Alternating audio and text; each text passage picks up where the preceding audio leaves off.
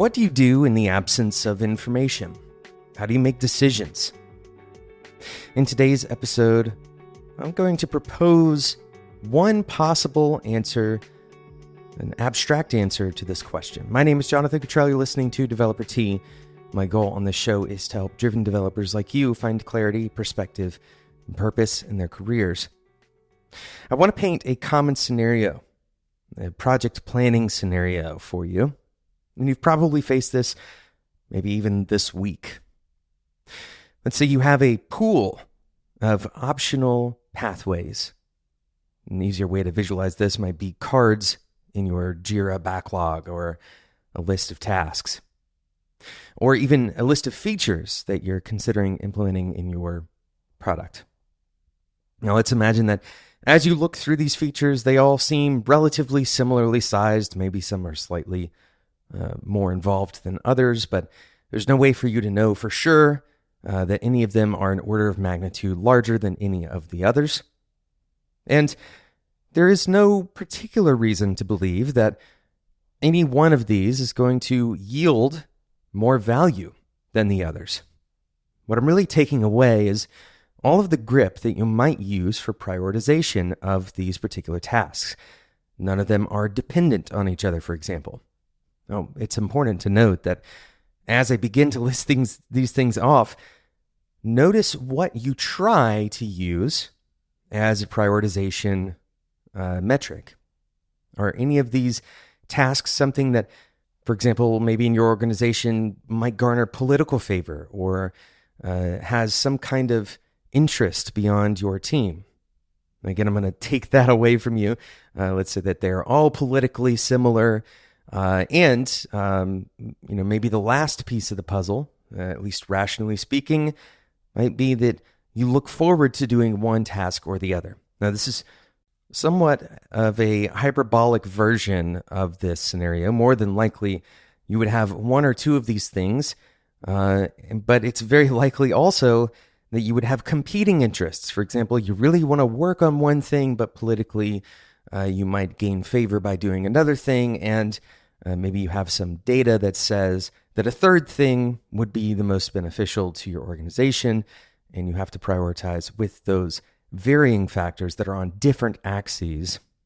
But that's not the problem that we're solving today. Today we're solving the idea, we're talking about the idea of trying to prioritize in the absence of information when all else is equal. How should we go about this process? We're tempted to add more meaning. We're tempted to create a justification. Very often, this is the way that we approach prioritization, especially in the absence of information. We say that we feel like one thing is going to be more valuable than another. We have a gut intuition. This is a very common kind of tool that product developers, product managers, and engineers all use. I feel like if we choose this particular tool, we will be better off than if we choose a different one. I feel like if we implement this feature, then it will be better than this other alternative we're considering. But I want to present another option, another way to make these decisions. And I'll give you a little bit of a hint before we go to our sponsor break. If you have worked with any kind of machine learning algorithms, in particular a linear regression setup or even a neural network setup, you might already have an intuitive guess for what this method is. But first, let's talk about today's sponsor.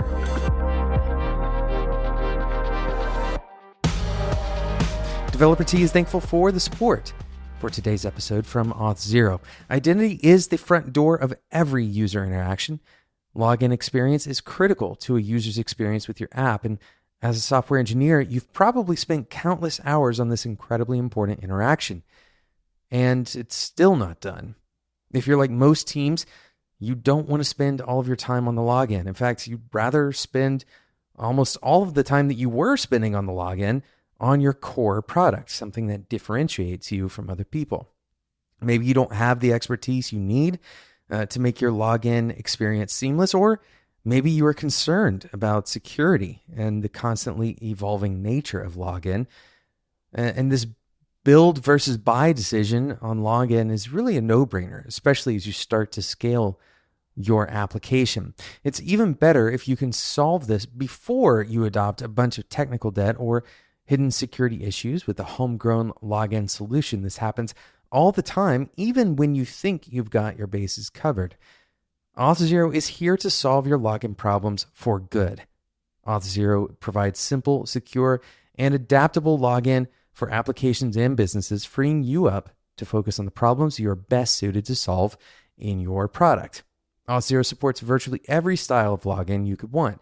Social login, multi-factor authentication, single sign-on, passwordless, and much more. You can implement Auth0 in your application in as little as 5 minutes by heading over to auth0.com/devt to get started today. That's auth0.com/DEVTEA.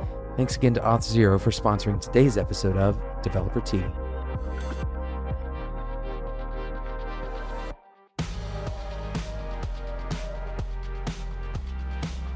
In the absence of information, we often try to add artificial information. What this tends to do is bias a decision in a particular direction. But in the absence of information, perhaps the best thing we can do is rely on chance. In other words, assign a number to each of the tasks or each of your options, and then using something that is essentially random, doesn't have to be perfectly random, that's very hard to achieve, but something as simple as a little random number generator to pick from that pool. Now, why is this even an option? This seems like a crazy idea. But in fact, it's just as justifiable as choosing intuitively or adding information to the pool in order to choose randomly. Because in the absence of information, a random choice is just as good as any other. Now, the important factor here is that you don't necessarily stay random. You use a random choice as a good starting point. In other words, you choose your first task randomly, and then you try to evaluate if that particular task is producing the value that you expected. Maybe it's you learn quickly that it's more complex than you expected it to be. Perhaps there's another alternative option that's less complex. But the important thing is not necessarily the specifics of what you're learning, but that you are learning and adjusting as you go. And I mentioned before the break that if you've worked with machine learning algorithms, linear regression, neural networks, setting those up at a mathematical level, then you know that the initial weighting for a given regression model is random.